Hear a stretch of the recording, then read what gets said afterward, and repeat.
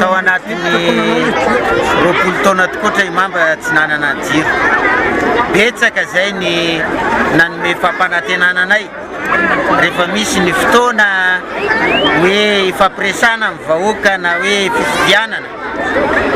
Nandritra an'izay fotoana lavabe zay dia fampanantenana pokaty daholo no hitanay.